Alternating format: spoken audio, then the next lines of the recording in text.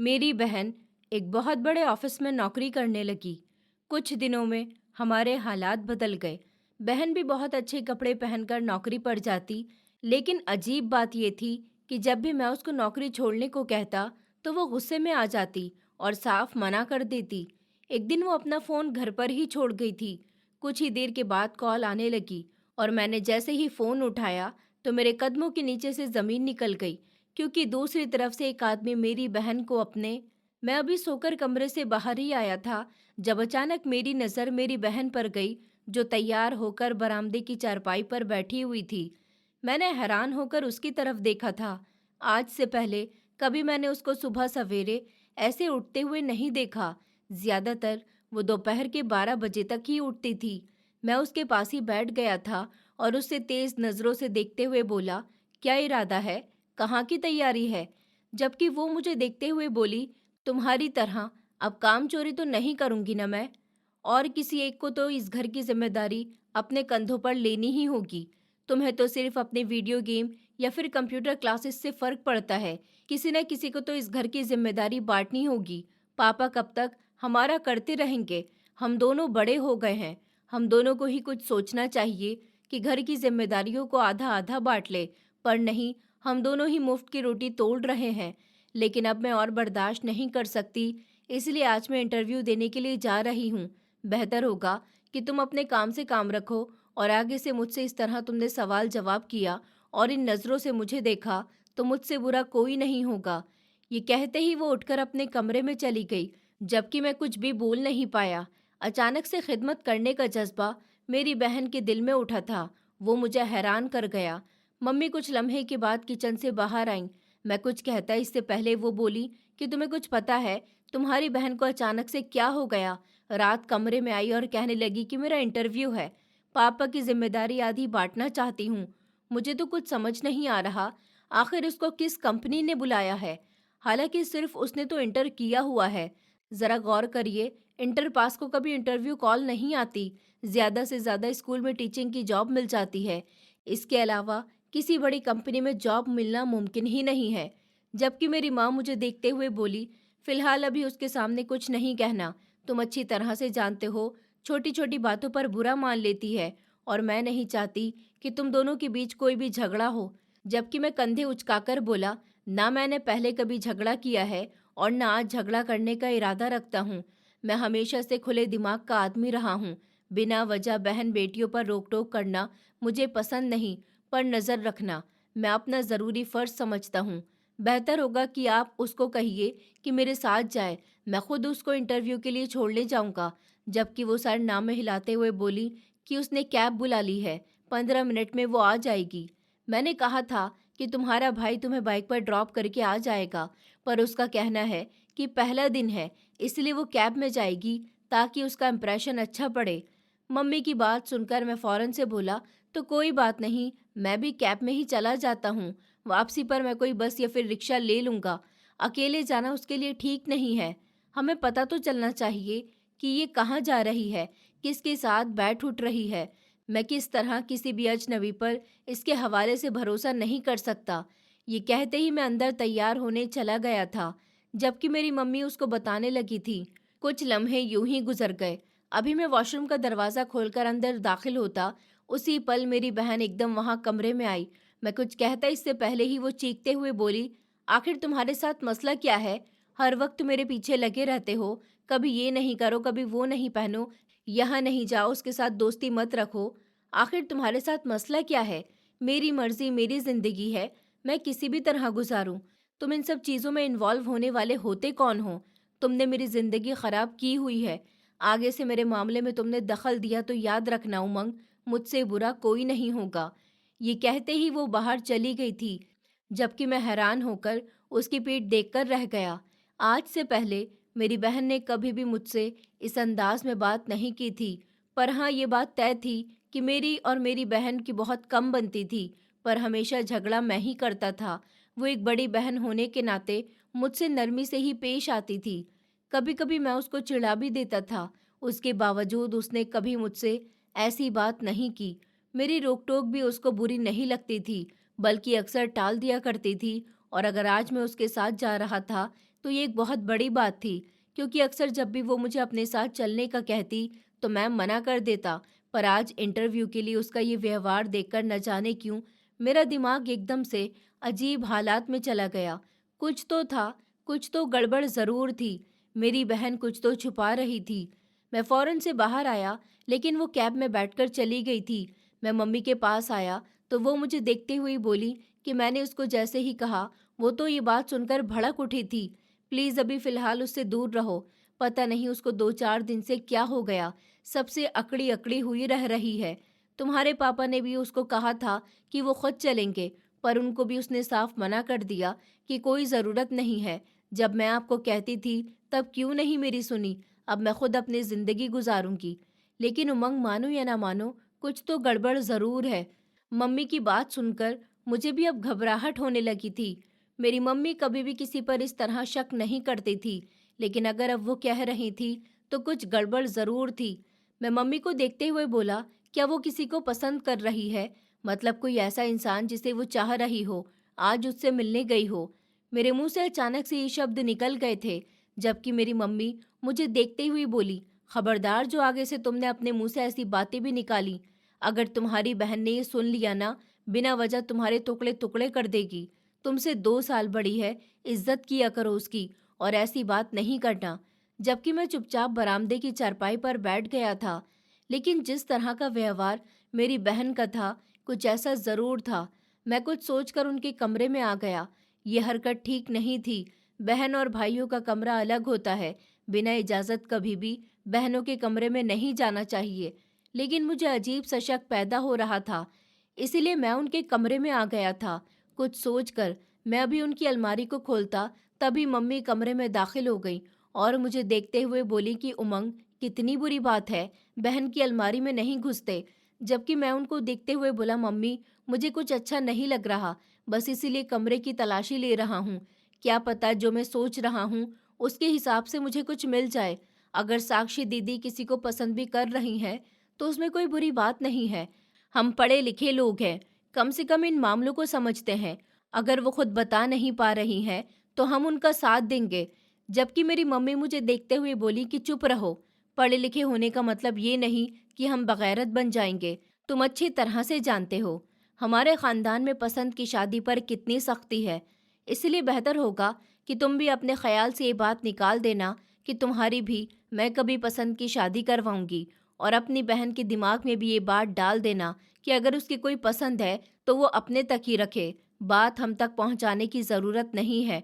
और आगे से इस तरह बिना इजाज़त बहन के कमरे में और उसकी अलमारी में नहीं घुसना। बाहर चलो। ये कहते ही वो कमरे से चली गई थी, जबकि मैंने कमरे पर एक परख वाली नज़र डाली थी और खामोश होकर बाहर आ गया था। मम्मी की बात सुनकर कहीं न कहीं मुझे अजीब सी घबराहट महसूस हो रही थी। इस बात में कोई शक नहीं, वो कोई गलत बात नहीं कर रही थी। ज्यादातर खानदान में रस्म होती है कि रिश्ता माँ बाप की पसंद से ही होगा। मेरे लिए और साक्षी दीदी के लिए कोई रिश्ता मम्मी पापा की नज़रों में था, इसलिए मुझे हर वक्त अपनी बहन पर अजीब सी नज़र रखनी पड़ती थी। क्योंकि मेरी मम्मी की सहेली पल्लवी आंटी की बगावत ने पूरा खानदान तोड़ दिया था। वो 4 भाइयों की इकलौती बहन है, पर आज तक कोई भाई उनसे नहीं मिलता। पूरे खानदान से कटकर वो अपने पति और अपने बच्चों के साथ रह रही हैं। कई बार उन्होंने आने की कोशिश की, हमारे पापा उनको आने से मना कर देते थे। उन्होंने कई बार पापा से भी माफ़ी मांगने की कोशिश की, लेकिन उनकी माफ़ी को हमेशा रद्द कर दिया गया। सबने उनको ठुकराया। मैंने भी पापा को कई बार समझाया कि वो आंटी के साथ ऐसा क्यों करते हैं, ऐसा नहीं करें। मम्मी की बहुत अच्छी सहेली रह चुकी हैं। पापा कहते हैं कि ये हमारा पर्सनल मामला है।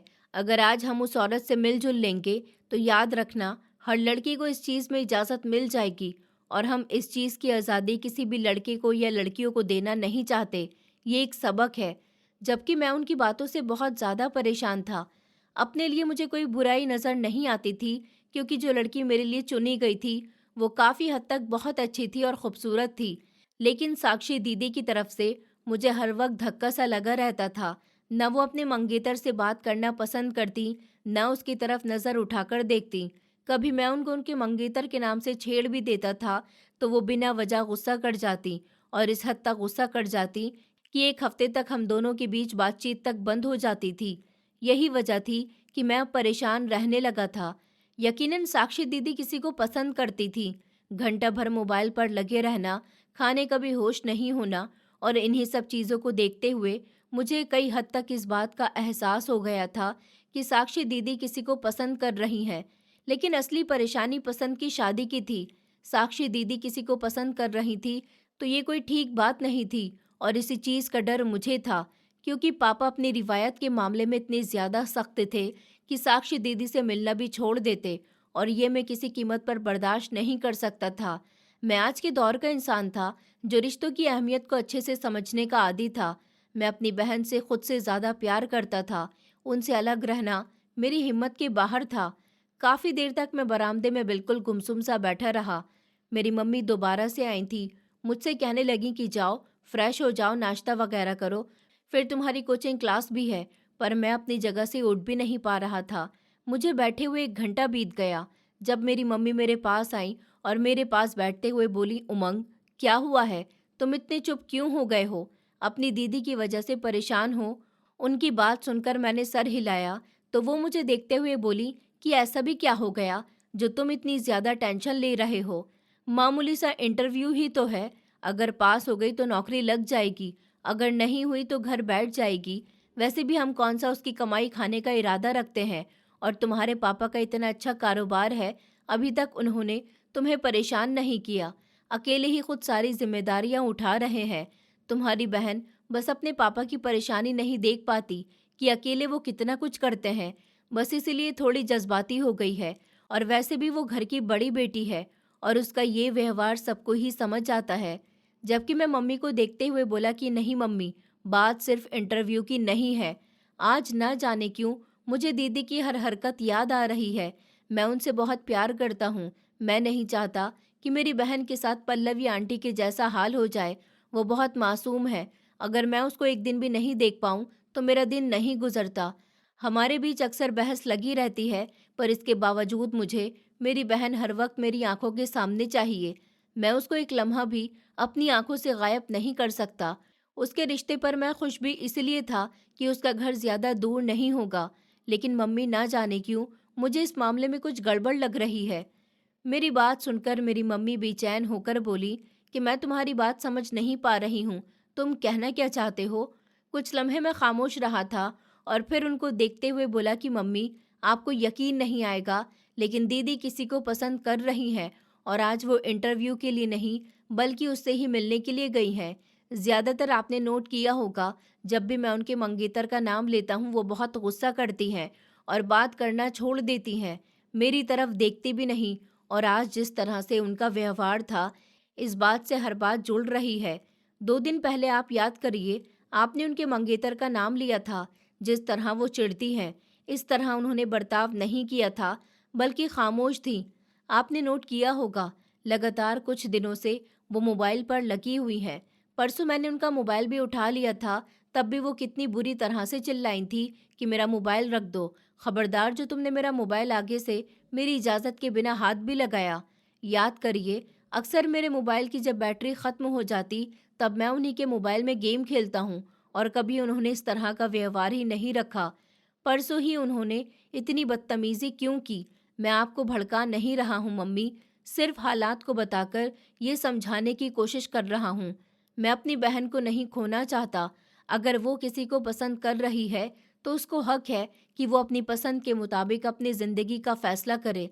लेकिन मम्मी, हमारी रिवायत इतनी सख्त हो गई है कि पापा किसी कीमत पर भी उसको माफ़ नहीं करेंगे और मैं नहीं चाहता कि एक बार फिर से वो तारीख दोहराई जाए। मेरी बात सुनकर मेरी मम्मी कुछ देर खामोश हो गई थी और फिर मुझे देखते हुए बोली, कहीं ना कहीं तुम्हारी बात ठीक है उमंग, क्योंकि ये चीज़ मैंने भी नोट की है। तुम्हारी बहन के पास अचानक से इतने अच्छे कपड़े लेने के पैसे कहाँ से आ गए? हालांकि ना मैंने उसको पैसे दिए, ना तुम्हारे पापा ने दिए। इतने महंगे परफ्यूम, बैग, शूज़, मेकअप का सामान। मैं तो कई दिनों से उसके साथ बहस कर रही हूँ, पर वो हमेशा ही ये कहकर टाल देती है कि मैं एक ऑनलाइन वर्क कर रही हूँ। पर आज तक मैंने उसको कोई भी ऑनलाइन वर्क करते हुए नहीं देखा। कुछ तो गड़बड़ ज़रूर है। वो यकीनन किसी को पसंद कर रही है। जबकि मैं उनकी बात पर कुछ देर बोल ही नहीं पाया था और फिर खामोशी से वॉशरूम चला गया। मेरा इरादा फिलहाल पापा के पास जाने का था। कुछ देर में उनके पास बैठकर उनकी राय जानना चाहता था कि आज भी वो अपने उस फैसले पर कायम है। मुझे बहुत घबराहट हो रही थी। जिंदगी में मैंने ऐसा वक्त कभी भी नहीं देखा था। फ्रेश होकर बाहर आया तो मम्मी भी अभी तक वहीं पर सुन होकर बैठी हुई थी। हम सभी साक्षी दीदी से बहुत प्यार करते थे। पापा की तो उनमें जान बसती थी, लेकिन अगर दीदी एक कदम उठाती, मजबूरन रिवायत के मुताबिक रिश्ता तोड़ना पड़ता, क्योंकि हमारे मोहल्ले में रहने वाली पल्लवी आंटी, मम्मी की सहेली, उनसे भी सबने रिश्ते तोड़ दिए थे और पापा ने ही उनसे बोलचाल बंद करवाई थी। बाद में कुछ लोग तो उनसे राजी हो गए थे, लेकिन एक मेरे पापा मानने को तैयार नहीं थे, जिसकी वजह से आज तक वो हमारे घर पर नहीं आई। मेरे पापा का कहना है कि वो रिवायत कभी नहीं तोड़ेंगे और ये कोई मामूली बात नहीं होती है। मैं फ्रेश होकर मम्मी के पास बैठ गया था और उनको तसल्ली देते हुए बोला कि परेशान नहीं हूँ, लेकिन साक्षी दीदी का ये भाई बेवकूफ़ नहीं है। अगर मुझे मेरी जान पर भी खेलना पड़ा तो मैं भी अपनी बहन की हिफाजत करूँगा। आप जाकर आराम से अपना खाना वगैरह बनाइए, मैं पापा के पास जा रहा हूँ।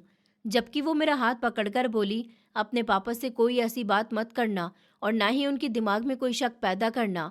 और देखो, अगर ऐसा कुछ भी हुआ तुम्हारी बहन के लिए बहुत बुरा साबित होगा। तुम सब तो खामोश हो जाओगे, लेकिन वो उसका जीना दुश्वार कर देंगे और मैं नहीं चाहती कि मेरी बेटी की ज़िंदगी ज़रा भी मुश्किल में आ जाए। वो बहुत ही लाडली है, बहुत नाज़ों में पली बड़ी है। वैसे भी हर इंसान इस उम्र में बहक जाता है, मैं भी बहकी थी, लेकिन अपनी रिवायत को याद रखते हुए मैंने अपने कदम रोक लिए। मुझे यकीन है कि मेरी बेटी भी ऐसा ही करेगी, बस मुझे इससे बात करने की हिम्मत चाहिए। जबकि मैं उनको देखते हुए बोला कि इस बात का अंदाज़ा मुझे आपसे ज़्यादा है, बस मैं पापा का थोड़ा ब्रेन वॉश ज़रूर करूँगा। आप मुझे नाश्ता देंगी या मैं बाहर ही कर लूँ? जबकि वो सर ना में हिलाते हुए बोली कि नहीं नहीं, नाश्ता तैयार है, मैं बस चाय बनाकर ला रही हूँ, तुम बैठ जाओ। अब तुम्हारी कोचिंग क्लास तो मिस हो गई, आराम से नाश्ता करके ही जाना। मैं सर हिलाकर बरामदे की चारपाई पर ही बैठ गया था, जबकि मम्मी उठकर किचन में चली गई। वो वक्त धीरे धीरे गुजरता जा रहा था। मुझे घर से निकलते निकलते 1.5 घंटा हो गया था। मैं सीधा पापा की दुकान पर आया। हमारा कारोबार 3 दुकानों में शामिल था। वो तीनों दुकान परचून की थी। हमारी जिंदगी खानदान में सबसे अलग थी। मैंने बचपन से लेकर इस उम्र तक बिल्कुल भी अपने घर में तंगी नहीं देखी थी, बल्कि एक सुकून और अय्याशी की जिंदगी बसर की थी। लेकिन मैं नहीं जानता था कि हम दोनों बहन भाइयों के बीच कितना फर्क है। मैं कितना सोचता हूँ और मेरी बहन की क्या सोच है। अभी मैं दुकान पर दाखिल ही हुआ, सब लोग मुझे देखकर इज्जत देने लगे। सबके मुताबिक मैं उनका छोटा मालिक था, जबकि मैंने सबको नज़रअंदाज किया और पापा के पास पहुंच गया था, जो गल्ली पर बैठे हुए थे। मुझे देखते ही वो मुस्कुरा गए। मैं जब भी दुकान पर जाता था तो पापा बहुत खुश होते। मैं उनके पास ही बैठ गया, जबकि वो मुझे देखते हुए बोले कि क्या इरादा है, आज दुकान पर कैसे आ गए, पैसे चाहिए क्या? मैंने सर नामे हिला दिया था और उनको देखते हुए बोला कि थोड़ा बहुत आपका वक्त चाहिए, कुछ देर अपने पापा के साथ बैठ नहीं सकता? जबकि वो मुस्कुराते हुए बोले, मेरी जान, तुम्हारे लिए तो पापा की जान भी हाजिर है, तुम बस हुक्म करो, क्या बात है? पापा का वक्त तुम्हारे लिए ही है, ये काम तो होता रहेगा, औलाद हमेशा ज़रूरी होती है। उनकी बात सुनकर न जाने क्यों मेरा दिल एक लम्हे के लिए भर आया था। मैंने फिलहाल अपना सर झटका था और पापा को देखते हुए बोला कि पापा, आपसे एक बात पूछनी थी, आप बुरा तो नहीं मानेंगे? पल्लवी आंटी के हवाले से थोड़ी बात करें। मेरी सुनकर उन्होंने सर नामे हिला दिया था। बोले, नहीं, और कोई बात है तो करो, वरना तुम घर जाओ, आज कोचिंग क्लासेस भी नहीं गए। जबकि मैं उनको देखते हुए बोला कि प्लीज़ पापा, आप यहाँ पर कोई नहीं है। जबकि मैं उनको देखते हुए बोला कि प्लीज़ पापा, आज यहाँ पर कोई नहीं है, न मम्मी है, न दादी है और न कोई और, सिर्फ मैं और आप हैं। हम दोनों आदमी हैं, पर मैं आपकी रिवायत के मुताबिक ही चलने वाला इंसान हूँ। मैं अपनी मंगेतर से बहुत ज़्यादा खुश हूँ, प्लीज़ थोड़ी बात कर लीजिए। मेरी बात सुनकर वो अपना चेहरा मोड़ गए थे, यानी इसका मतलब था कि वो राज़ी हैं। मैं कुछ देर खामोश रहा। पापा शुरू से पल्लवी आंटी से चिढ़ते थे। जो कारनामा उन्होंने किया था, इसलिए उनकी सब लोगों से दूरी बन गई थी। मेरे पल्लवी आंटी के हवाले से सवाल पर वो कुछ लम्हे खामोश रहे थे और फिर मुझे देखते हुए बहुत उदासी से बोले कि तुम्हारी आंटी का हमारे घर पर आना जाना बहुत था। मैं भी उसको अपनी बहन जैसा समझता था। टॉम एंड जेरी जैसा हमारा रिश्ता था। हर वक्त हम दोनों एक दूसरे के पीछे ही लगे रहते थे। जब भी वो घर आती तो मैं उसको छेड़ता और वो मुझे परेशान करती। वो मेरे काम भी कर दिया करती थी। मेरा और पल्लवी का रिश्ता ऐसा था, जब वो हमारे घर नहीं आती तो मैं उसको नहीं देखता तो पूरा दिन बेकार गुजरता था। और आज कितने साल बीत गए, मैंने उसकी शक्ल तक भी नहीं देखी। उनका लहजा काफ़ी उदास हो रहा था। मैं उनको देखते हुए बोला कि अगर आप उनको इतना याद करते हैं तो एक बार मिल क्यों नहीं लेते। मेरी बात सुनकर वो कुछ देर खामोश रहे थे और फिर मुझे देखते हुए बोले, रिवायत के मुताबिक अब उसका ताल्लुक हमारे ख़ानदान से नहीं है। जिस लड़के से उसने अपनी मर्ज़ी से शादी की है उसका ताल्लुक अब इन्हीं हद तक है। वो याद आती है, दिल भी तड़पता है, पर हम रिवायत को नहीं तोड़ सकते। अगर आज हम लोगों ने भी उसको माफ़ कर दिया और सीने से लगा लिया तो कल को ख़ानदान की हर लड़की एक कदम उठाने के लिए तैयार हो जाएगी। और मैं नहीं चाहता कि किसी भी ख़ानदान की बेटी के साथ ऐसा किया जाए। इस तरह सोसाइटी एक बेटी को सज़ा देकर हर बेटी को मिसाल देती है, ताकि कोई बाप अपनी बेटी को ऐसे खो नहीं दे, कोई माँ अपनी आंखों की ठंडक से जुदा ना हो, कोई भाई अपनी बहन की हंसी खुशी से दूर ना हो। पापा की बात सुनकर मैं कुछ देर खामोश रहा था कि आज पहली बार मैंने उनकी आंखों में पल्लवी आंटी के जिक्र करने पर नमी देखी थी, वरना वो तो हमेशा उनके जिक्र पर आग बबूला हो जाते थे। कुछ देर में उनके पास खामोश बैठा रहा था। उन्होंने भी दोबारा मुझसे कोई बात नहीं की। फिर कुछ घंटे के बाद मैं दुकान से निकला, घर की तरफ रवाना हो गया था। कहने को मैं आज उनसे साक्षी दीदी के हवाले से बात करने के लिए गया था, लेकिन जिस तरह की बातें आज उन्होंने मुझसे की थी, मैं तो कुछ बोल ही नहीं पाया। ऐसा लगता था कि जैसे किसी ने मेरी जुबान ही काट दी हो, मेरे होठों को सी दिया हो। एक लंबा सफ़र तय करके मैं जैसे ही अपनी गली में आया, अगला लम्हा मुझे चौंका देने वाला था। मेरी बहन एक बड़ी सी गाड़ी से उतरी थी और सीधा घर में चली गई थी।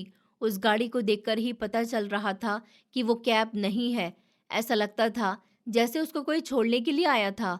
मेरा दिल धक से रह गया। क्या जो मैं सोच रहा हूँ वो सच है? मैं फौरन से घर के अंदर दाखिल हुआ था।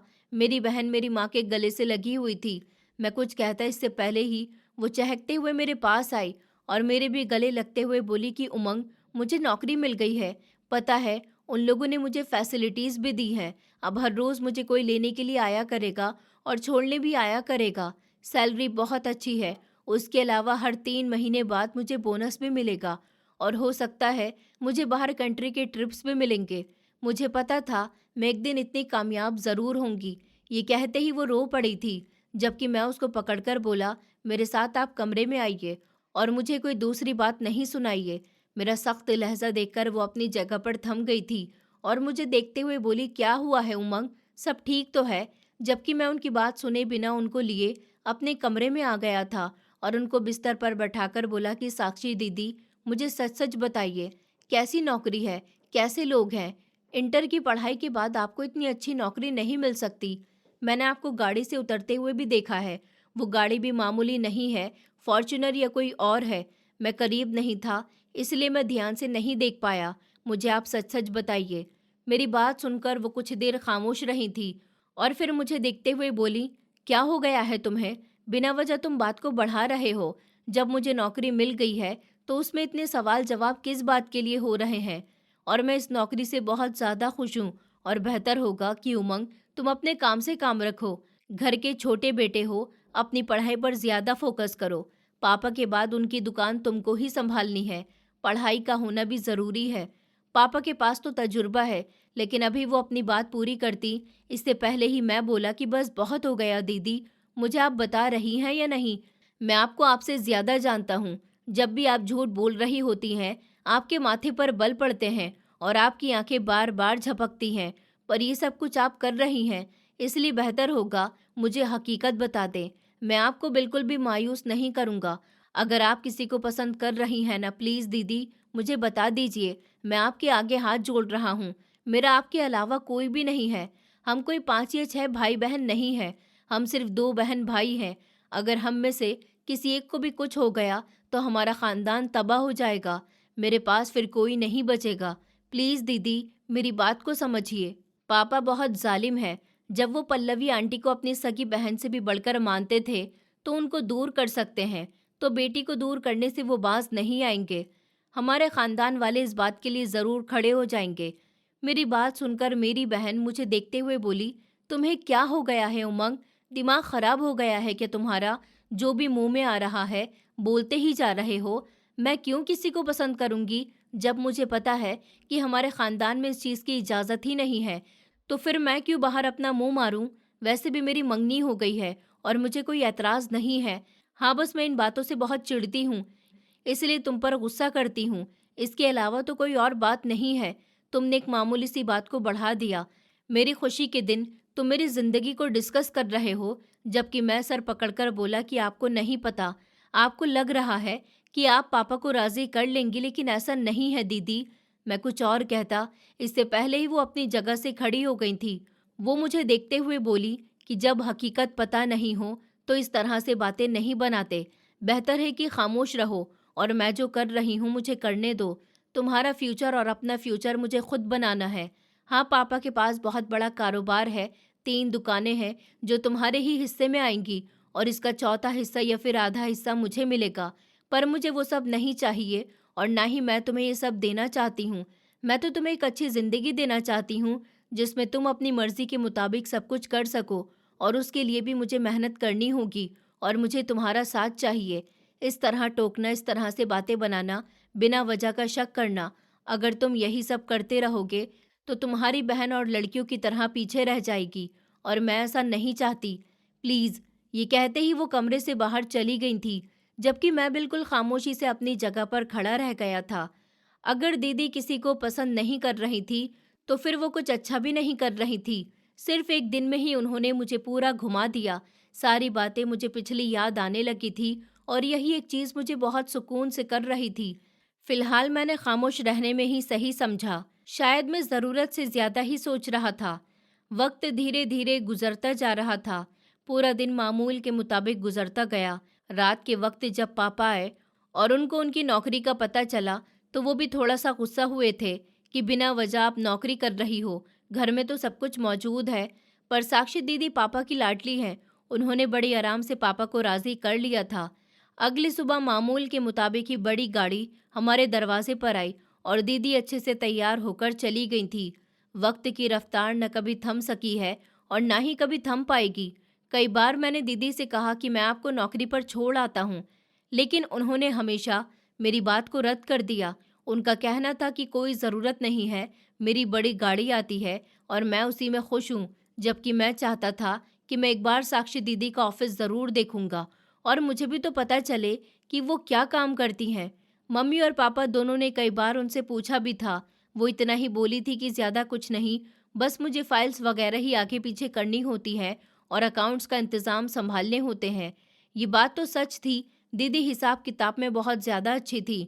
अगर उनको ये नौकरी मिली थी तो कुछ सोच समझकर ही मिली होगी। वक्त की रफ्तार बढ़ती जा रही थी। साक्षी दीदी को नौकरी करते हुए 2 महीने गुजर गए थे। इन 2 महीनों के बाद हमारे घर का निज़ाम ही बिल्कुल बदल गया था। कहने को हमारे पापा की 3 दुकानें थी, लेकिन हमने कभी इतने महंगे कपड़े नहीं पहने थे, वो भी बड़े ब्रांड के। दीदी भी महंगे बैग इस्तेमाल कर रही थी। अक्सर मम्मी उनसे पूछती भी थी कि ये सब क्या है और इतना पैसा वो तुम्हें क्यों दे रहे हैं और किस बात के लिए दे रहे हैं। तो साक्षी दीदी हमेशा सिर्फ एक बात ही कहती थी कि मम्मी, सबके दिन बदल जाते हैं और अब मेरे दिन भी बदल रहे हैं। आप खुशी मनाइए और एंजॉय करिए, बिना वजह टेंशन लेकर खुद को तकलीफ नहीं पहुंचाए। पर मुझे बहुत टेंशन होती थी। ये सब अच्छा था, खुशी की बात तो थी, लेकिन कुछ तो था जो अंदर ही अंदर मुझे खटक रहा था। आज रोज की तरह ही एक दिन था। रात ही मैं तय कर चुका था कि दीदी के साथ ज़रूर जाऊंगा और मैंने ये भी सोच लिया था कि ये बात मैं पापा के सामने ही करूंगा ताकि वो मुझे मना नहीं कर सके। पर मैं जानता ही नहीं था कि पैसों का लालच पापा को भी उनकी तरफ कर देगा। नाश्ते की मेज़ पर हम सब खामोशी से बैठे हुए थे जब मैं उनको देखते हुए बोला कि आज आप उनको मना कर दीजिए, मैं आपको खुद ही छोड़ने के लिए जाऊंगा। आखिर पता तो चले मेरी बहन कहाँ पर काम कर रही है और उसका ऑफिस कैसा है। वैसे भी अब आपने इतनी तारीफ की है, एक बार देखने का हक तो मुझे भी है ना दीदी। मेरी बात सुनकर फौरन ही वो मेरी तरफ देखने लगी और काफ़ी सख्त लहजे में बोली, क्या परेशानी है उमंग? मुझे आज तुम बता ही दो, बिना वजह तुम क्यों मेरी कंपनी जाना चाहते हो? क्या मैं कभी तुम्हारी क्लास गई हूँ या पापा की दुकानों पर गई हूँ? जो तुम मेरे ऑफिस पर जाना चाहते हो। पापा, आप इसको समझा दीजिए। इसका बिना वजह का शक करना मुझे बहुत बुरा लग रहा है। मैं इससे बड़ी हूँ, ये मुझसे बड़ा नहीं है जो बिना वजह ये मेरी बात में दखल अंदाजी दे रहा है। इसका ये अंदाज मुझे बिल्कुल भी अच्छा नहीं लग रहा। मेरी बात सुनकर उनका ऐसे भड़क जाना मुझे बिल्कुल भी समझ नहीं आ रहा था। मैं कुछ कहता इससे पहले ही पापा हल्का सा थप्पड़ मेरी कनपटी पर मारते हुए बोले, तुम क्यों अपनी बहन को परेशान कर रहे हो? अगर वो तुम्हें नहीं लेकर जाना चाहती तो तुम उसे परेशान मत करो। वैसे भी वो एक बड़ी कंपनी में काम कर रही है। इस तरह घर के मेंबर को वहां लेकर जाना अच्छी बात नहीं होगी। और वो लोग इसको पिक एंड ड्रॉप भी दे रहे हैं, कोई आम बात नहीं है। यानी इसका मतलब है कि कंपनी सच में बहुत बड़ी है। पापा की बात सुनकर मैं फौरन से बोला, लेकिन पापा, हम पर ये लागू है कि हम अपनी बहन बेटियों को देखें कि वो क्या कर रही हैं, कैसा काम कर रही हैं, कैसे लोगों में उठ बैठ रही है। अगर हम इस तरह से अनजान बने रहेंगे तो उनके लिए बाद में परेशानी होगी। लोग आराम से उन पर उंगली भी उठा सकते हैं। अगर मुझे और आपको इस बात का पता होगा कि हमारी बहन कहाँ पर काम करती है, उसकी लोकेशन क्या है, वो कैसे लोगों में बैठती है, तो कम से कम हम उन लोगों को मुंहतोड़ जवाब तो दे सकते हैं। मेरी बात सुनकर फौरन से पापा बोले, फिलहाल तुम खुश रहो, इसमें ही तुम्हारी भलाई है। जो करना होगा मैं खुद कर लूँगा, मेरी बेटी है और पैसे भी मुझे ही देती है, इसलिए मैं हक रखता हूँ इस तरह की बातें करने का, तुम नहीं। उनकी बात सुनकर मैंने कोई जवाब नहीं दिया। सच में पैसों की पट्टी अगर इंसान की आंखों में बन जाए तो उसको कुछ नजर नहीं आता। ये मामला तो तय था कि दीदी किसी के प्यार में पड़ गई थी, क्योंकि 2 महीने तक इतना पैसा घर में आना, दीदी के रंग ढंग बदल जाना इस बात की निशानी थे कि दीदी किसी के साथ इन्वॉल्व नहीं है। अगर ऐसा होता तो कुछ न कुछ हमें समझ आ जाता। वो सच में नौकरी कर रही थी, लेकिन किस तरह की ये बात हम में से किसी को भी सही से पता ही नहीं चली थी। साक्षी दीदी अक्सर दो बातें करती थी।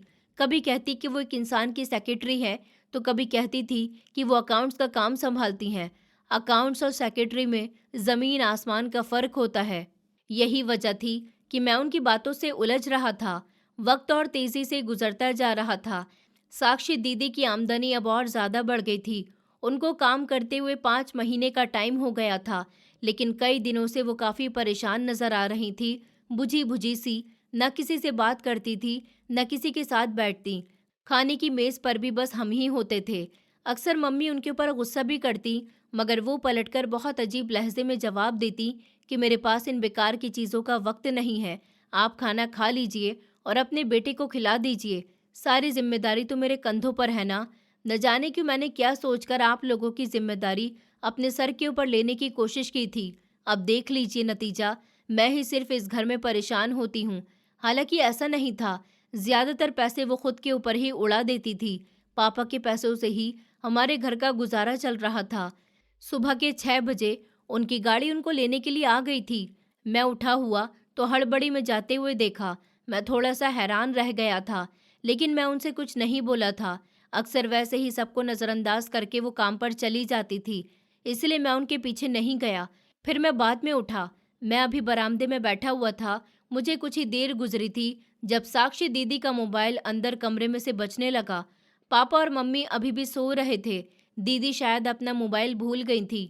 मैंने उनका मोबाइल उठाना अच्छा नहीं समझा, इसलिए खामोशी से बैठा रहा। पर अब दोबारा उनका मोबाइल बजने लगा तो मम्मी और पापा दोनों ही बाहर आ गए थे और मुझे देखते हुए बोले कि तुम्हारी दीदी का मोबाइल बज रहा है, लगता है आज वो अपना मोबाइल भूल गई है। जाओ मोबाइल लेकर आओ, सुन लो। एक लम्हे के लिए मुझे अजीब सा महसूस हुआ था। फिर मैं अपना सर झटकते हुए कमरे में चला गया था। दिल की धड़कनें बहुत अजीब हो रही थी, पर मैंने अपना सर झटककर मोबाइल उठाया। सामने सर रोनित लिखा हुआ था। कुछ देर तक मैं मोबाइल को देखता रहा और फिर कॉल रिसीव कर ली थी। अभी मैं हेलो कहता, इससे पहले ही दूसरी तरफ से एक मर्दाना आवाज़ गूंज गई थी, साक्षी, जितना जल्दी हो सके एयरपोर्ट पर पहुंच जाओ। कब तक मैं तुम्हारा यहाँ पर इंतज़ार करता रहूँगा? बहुत देर हो गई है। किसी भी वक्त तुम्हारे घर पर पुलिस की रेड पड़ सकती है। तुम क्यों अपनी ज़िंदगी ख़राब करना चाहती हो? उनकी बात सुनकर मेरी आंखें फटी की फटी रह गई थी। मैं फ़ौरन ही बोला, हेलो, कौन बात कर रहा है? दीदी कहाँ पर हैं? कौन से पुलिस की रेड? अभी मैं कुछ और कहता, उसी पल कॉल कट हो गई थी और बाहर दरवाजे पर ज़ोर ज़ोर से दस्तक होने लगी। मैं फ़ौरन से बाहर आया था। पापा दरवाज़ा खोलने के लिए दरवाजे की तरफ चले गए। मेरे दिल की धड़कनें और ज्यादा तेज हो गईं। साक्षी दीदी, एयरपोर्ट पर, पुलिस की रेड, ये दो शब्द मेरे दिमाग में बुरी तरह से गूंज रहे थे। अगले ही लम्हे पापा ने दरवाजा खोला तो पुलिस ऑफिसर हमारे घर में दाखिल होना शुरू हो गए थे। अंदर आते ही एक आदमी ने मेरे पापा का गिरेबान पकड़ लिया था। लेडी पुलिस ऑफिसर ने मेरी मम्मी को पकड़ लिया और एक ने मुझे पकड़ लिया था और पूरे घर में पुलिस ऑफिसर्स फैल गए थे। मेरे पापा घबराते हुए बोले कि ये क्या हो रहा है, क्यों मुझे इस तरह से पकड़ा गया है, छोड़ दो मुझे। जबकि वो लोग मेरे पापा को देखते हुए बोले, बच्ची अगवा करोगे, आज तुम सबको अंदर डाल देंगे। समझते क्या हो पुलिस को? तुम लोगों की हरकत के बारे में पता नहीं चलेगा। तुम्हारी बेटी जो करती फिर रही है उसकी सजा तुम लोगों को मिलेगी। जबकि हम सब ऐसे हो गए थे जैसे काटो तो बदन में खून नहीं। मुझे तो उस वक्त ऐसा महसूस हो रहा था जैसे किसी ने मेरे कदमों के नीचे से जमीन निकाल दी हो, आसमान मेरे सर पर खींच लिया गया हो। मेरे पापा रोते हुए बोले कि साहब, हमें कुछ नहीं पता, आप ये सब क्या बोल रहे हैं, मेरी बेटी तो अपने ऑफिस गई है। जबकि वो हंसते हुए बोले कि तुम्हारी बेटी ऑफिस नहीं बल्कि गलियों में जाती है और मासूम बच्चों को उठाकर अपनी गाड़ी में ले जाती थी, फिर उनको आगे बेच देती थी, सबसे फायदा बटोरती थी। इस बार उसने एक अमीर आदमी के बच्चे को किडनैप किया जिसने उन लोगों की पूरी टीम बर्बाद कर दी है। उनके 4 आदमी पकड़े गए हैं, 3 फरार हो गए और अब तुम्हारी बेटी को पकड़ने के लिए हम लोग आए हैं। मोबाइल वगैरह उसका उसके घर में है तो हमें दे दो। मैं फौरन से बोला कि हाँ, इसका मोबाइल घर पर है, अंदर ही रखा हुआ है। जबकि पापा और मम्मी बिल्कुल हैरान खड़े हुए थे। हमें भी पुलिस अपने साथ ले गई थी। जितनी बदनामी हमारी हो रही थी, मेरा बस नहीं चल रहा था कि मैं चीख चीख कर रो पड़ूं। सारा मोहल्ला हमें देख रहा था, रिश्तेदार हमारे घर पर आ गए थे, लेकिन पुलिस वाले नहीं रुके थे। पापा के दूसरे भाइयों ने पूरी जान तोड़कर कोशिश कर ली थी, पुलिस हमें भी नहीं छोड़ रही थी। और कहते हैं ना कि जब दुनिया साथ छोड़ दे तब बहन खड़ी हो जाती है। पापा की मुंहबोली बहन पर सगों से भी बढ़कर पल्लवी आंटी के पति एक बहुत अच्छे वकील थे। उन्होंने न जाने किस तरह मुझे, पापा को और मम्मी को थाने से बाहर निकाल दिया था। साक्षी दीदी कहाँ थी, हमें कुछ भी पता नहीं चल रहा था। जबकि पापा आज मेरे सामने बिल्कुल शर्मिंदा थे। जब मुझे दीदी पर शक हुआ था, मेरी कोई नहीं सुन रहा था। सबको सिर्फ और सिर्फ पैसों का लालच हो गया कि घर में पैसे आ रहे थे, हमारी जिंदगी बदल रही थी। लेकिन मैं कहता हूँ कि जब पैसे आए और वो भी अचानक, तो उस माल पर नजर रखनी चाहिए, वो मेहनत की कमाई है या काला पैसा। क्योंकि काला पैसा कभी भी हलक से नहीं उतर सकता, कहीं ना कहीं से वो निकलता जरूर है। पापा ने पल्लवी आंटी को माफ कर दिया था जो उनके मुश्किल वक्त में खड़ी हो गई थी। भला वो उनको कैसे भूल सकते थे।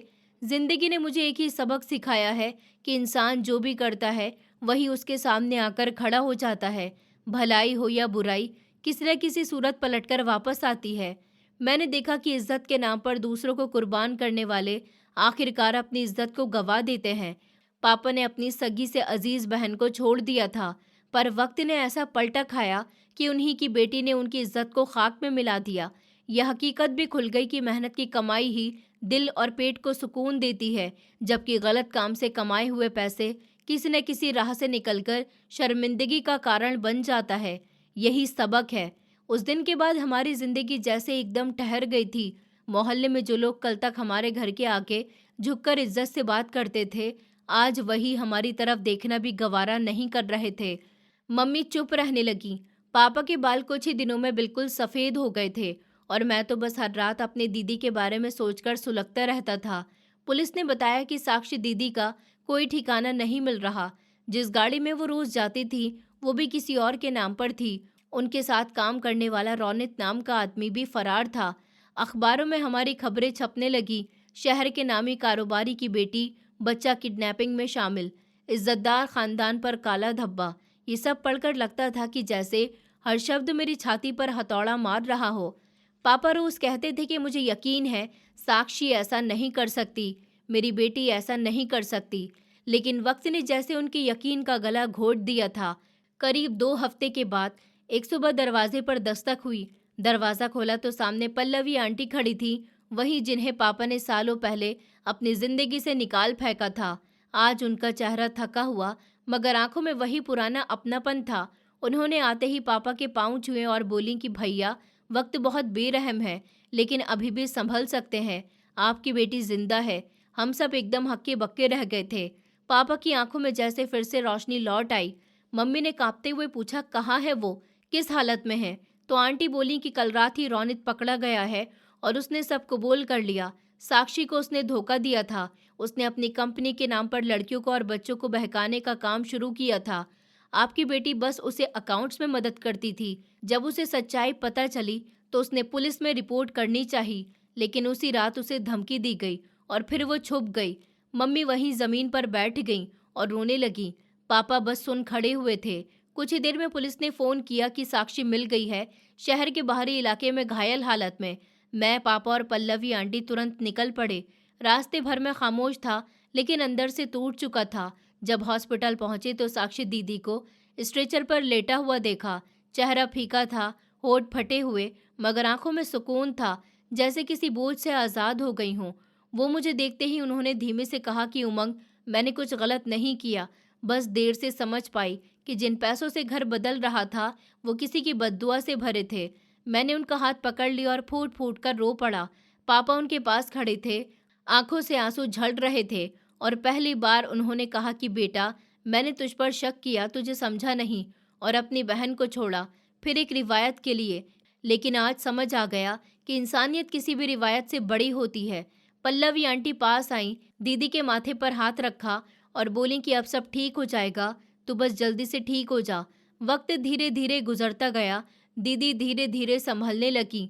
केस में उनका नाम क्लीन हो गया क्योंकि सारे सबूत रौनित के खिलाफ निकले। लेकिन इस हादसे ने हमारे पूरे परिवार को हिला दिया था। पापा ने अपनी तीनों दुकानें बेच दी और कहा कि अब ये कारोबार नहीं, इंसानियत कमाने का वक्त है। उन्होंने उसी पैसों से एक छोटा सा बाल संरक्षण केंद्र खोला, जहां अनाथ और बेसहारा बच्चों की परवरिश की जाने लगी और साक्षी दीदी अब वही बच्चों को पढ़ाने लगी। कभी कभी शाम को जब वो बच्चों को कहानियां सुनाती तो उनकी आवाज़ में वही पुरानी मासूमियत लौट आती थी। मैं बरामदे में बैठा उन्हें देखता और सोचता कि रिवायतें अगर इंसान से बड़ी हो जाएं तो रिश्ते मिट जाते हैं, लेकिन अगर इंसानियत को रिवायत से ऊपर रख लिया जाए तो खोए हुए लोग भी मिल जाते हैं। वक्त ने हमें बहुत कुछ सिखाया। हमने इज्जत खोकर सच्चाई पाई, हमने रिवायत तोड़कर रिश्ते पाए और हमने ये समझा कि भलाई देर से ही सही लौटती ज़रूर है। रात के वक्त हवाएं धीमी चल रही थी। दीदी बरामदे में बैठी थी और उनके सामने पापा खामोशी से बैठे थे। दोनों के बीच लंबी चुप्पी थी, जैसे सालों का सारा दर्द उस सन्नाटे में सिमट गया हो। पापा बोले कि साक्षी, एक बात कहूँ, अगर मैं उस वक्त तेरी बात समझ जाता, अगर मैं तुझे जॉब नहीं करने देता, शायद आज तेरा चेहरा इस हाल में नहीं होता। लेकिन अब समझ आया कि असल में गलती मेरी थी। दीदी की आंखों में आंसू छलक गए। उन्होंने कहा कि नहीं पापा, गलती मेरी भी थी। मुझे पैसे की चमक ने अंधा कर दिया था। मुझे लगा कि अगर मैं कामयाब हो जाऊंगी तो सब कुछ बदल जाएगा, लेकिन ये नहीं सोचा था कि गलत रास्ते की चमक बस वक्त भर की होती है, जो बाद में अंधेरा छोड़ जाती है। मैं खुद को बहुत बुरा समझने लगी थी, पर जब पल्लवी आंटी आई तो मुझे लगा कि शायद ऊपर वाला भी मुझे दूसरा मौका देना चाहता है। पापा ने उनका हाथ पकड़ा और कहा कि बेटा, तू मेरी शान थी और आज भी मेरी शान है। तूने मुझसे बेहतर इंसान बनकर दिखाया। दीदी मुस्कुराई और बोली कि पापा, अब हमें किसी रिवायत के पीछे नहीं भागना, हमें बस इंसान बने रहना है और उन्हीं बच्चों की मदद करनी है जो आज भी किसी लालची मजबूरी में अपनी मासूमियत को खो देते हैं। पापा ने सर हिलाया और कहा कि हाँ, अब ये सिर्फ घर हमारा घर नहीं रहेगा, ये उन बच्चों का भी होगा जिनके सर पर कोई नहीं है। मैं बरामदे के कोने में खड़ा सब कुछ देख रहा था। आसमान में चांद निकल आया था और उसकी रोशनी साक्षी दीदी के चेहरे पर पड़ रही थी। उस पल मुझे लगा कि जैसे हमारी जिंदगी में भी उजाला लौट आया हो। पापा ने कहा कि उमंग, अब तू इस घर का असली सहारा है। दीदी ने मेरी तरफ देखा और बोली कि उमंग, मुझसे वादा कर, जो भी हो जाए कभी गलत रास्ता मत चुनना। मेहनत हमेशा देर से फल देती है और सुकून वही देती है। मैंने सर झुकाकर कहा कि साक्षी दीदी, मैं वादा करता हूँ, अब इस घर में कोई लालच नहीं आएगा, न कोई झूठ, न कोई डर। हम तीनों ने एक दूसरे का हाथ थाम लिया था और उसी पल मुझे ऐसा लगा जैसे वक्त ने अपने सारे घाव भर दिए हों। अब इस घर में रिवायतें नहीं बल्कि इंसानियत रहेगी। और दीदी की मुस्कान उस रात का सबसे खूबसूरत सच थी। सुबह की रोशनी कमरे में उतर रही थी। दीदी बरामदे में पौधों को पानी दे रही थी। तभी गेट की तरफ से किसी के कदमों की आहट आई। मैंने दरवाज़ा खोला तो सामने पल्लवी आंटी खड़ी हुई थी। उनके साथ एक सज्जन भी थे, सूट पहने, हाथ में फाइल लिए, चेहरे पर अपनापन लिए हुए। मैंने धीरे से कहा कि साक्षी दीदी, पल्लवी आंटी आई हैं। दीदी मुड़ी और जैसे ही उन्हें देखा, उनकी आंखें भर आईं। पल्लवी आंटी पास आईं और बोली कि साक्षी, अब वक्त है सब भूल जाने का। मैं बहुत दूर चली गई थी। दीदी ने उनका हाथ थाम लिया और बोली कि आंटी, अब कोई बात नहीं, अब हम वही करेंगे जो हमें जोड़ सके, जो किसी और को टूटने से बचा सके। तभी उनके बगल में खड़े वकील साहब बोले कि साक्षी, मैं जानता हूँ जो तुम्हारे साथ हुआ वो गलत था। उस वक्त मैं खुद भी पेशे और समाज के बीच उलझ गया था। लेकिन जब पल्लवी हर रात तेरी बात करती थी तो मुझे एहसास हुआ कि शायद असली इंसाफ वही होता है जो किसी टूटे हुए दिल को सुकून दे सके, पैसों या कानून से नहीं, इंसानियत से। दीदी की आंखों से आंसू गिरने लगे। उन्होंने कहा कि अंकल, अगर सब ऐसा सोचने लगे तो कोई रिश्ता कभी नहीं टूटेगा। पल्लवी आंटी ने उनकी तरफ देखा और बोली, देखो, मैंने कहा था ना, ये लड़की सिर्फ नाम की नहीं, दिल की भी मजबूत है। पापा भी दरवाजे तक आ गए। उन्होंने दोनों को नमस्ते किया और बोले, पल्लवी जी, वकील साहब आप आए, इसके लिए दिल से शुक्रिया। आज बहुत दिन बाद इस घर में सुकून लौटा है। वकील साहब ने कहा कि असल सुकून तो तब मिलेगा जब हम सब मिलकर उन बच्चों के लिए कुछ करें जिनकी दुनिया गलतफहमियों और लालच से टूट गई हैं। दीदी ने कहा कि हाँ, अब यही मेरी मंजिल है। पल्लवी आंटी ने उन्हें गले से लगा लिया और उस पल जैसे सालों का दर्द बह गया। हवा में बस एक अपनापन था। पापा की आंखों में नमी थी पर चेहरे पर मुस्कान थी। और मैं सोच रहा था कि शायद यही असली जीत है, जब माफ़ी और मोहब्बत एक साथ मिल जाएं। आसमान में बादलों के बीच से सूरज की किरणें उतर रही थी और वो घर जो कभी खामोशी में डूबा था, अब बच्चों की हंसी से भर गया था। कभी कभी सोचता हूँ कि अगर उस वक्त साक्षी दीदी हार मान लेती, अगर पापा अपने घमंड में डूबे रहते और अगर पल्लवी आंटी ने लौटकर माफ़ी ना मांगी होती, तो शायद आज हमारा घर वैसे ही खामोश पड़ा रहता, जैसे एक अधूरा मकान होता है जिसमें दीवारें तो होती हैं पर आवाज़ें नहीं होती। मैंने अपनी आंखों के सामने देखा कि कैसे वक्त इंसान को तोड़ देता है, पर वही वक्त जब पलटता है तो उसी इंसान को सबसे मजबूत बना देता है। दीदी ने सिखाया कि गलती करना बुरा नहीं होता, गलती के बाद भी इंसानियत बचाए रखना ज़रूरी होता है, क्योंकि जब इंसान खुद को माफ़ कर देता है तभी दुनिया उसे अपनाने लगती है। पापा ने सिखाया कि रिवायतें सिर्फ तभी खूबसूरत लगती हैं जब वो इंसानियत से बड़ी न हों। अगर कोई रिवायत किसी का दिल तोड़ दे तो उसे छोड़ देना ही बेहतर है। और पल्लवी आंटी ने दिखाया कि माफ़ करना सबसे बड़ी बहादुरी होती है। उनके लौटने से मुझे समझ आया कि कोई रिश्ता टूटता नहीं, बस वक्त के पीछे छिप जाता है। अगर कोई दिल से पुकारे तो वो फिर से लौट आता है और पैसों से कोई खुश नहीं होता। असली सुकून तो तब मिलता है जब किसी रोते को हंसाने का मौका मिले, जब किसी टूटे को संभालने का हौसला मिले, जब कोई अपनी गलती मानकर सर झुका दे और फिर भी खुद को शर्मिंदा ना महसूस करे, बल्कि शुक्रगुजार रहे कि उसे सुधरने का वक्त मिला है। जिंदगी हमें हर दिन बहुत कुछ सिखाती है, लेकिन हम सुनते ही नहीं। अगर उस वक्त दीदी ने खुद को ख़त्म करने का सोच लिया होता तो ये कहानी यहीं ख़त्म हो जाती, लेकिन उन्होंने ठहरना चुना, उन्होंने गिरकर उठना सीखा और उसी पल से हमारी ज़िंदगी बदल गई। अब जब भी मैं किसी बच्चे को देखता हूँ जो सड़क पर बैठा अपने खिलौनों के बजाय पत्थरों से खेल रहा होता, तो मेरे अंदर कुछ हिल जाता है। मैं सोचता हूँ, अगर कोई हाथ आगे बढ़े जो उसे थाम ले तो उसकी दुनिया भी रोशनी से भर सकती है। शायद इसीलिए साक्षी दीदी और पल्लवी आंटी का ट्रस्ट आज मेरे लिए सिर्फ एक संस्था नहीं, एक जिम्मेदारी बन गया। वहाँ हर बच्चा मुझे याद दिलाता है कि ज़िंदगी देने से बड़ी कोई चीज़ नहीं होती। अब मैं समझ गया हूँ कि इंसाफ सिर्फ अदालत में नहीं, दिलों में भी होता है, और जो माफ़ कर देता है वही असली विजेता होता है।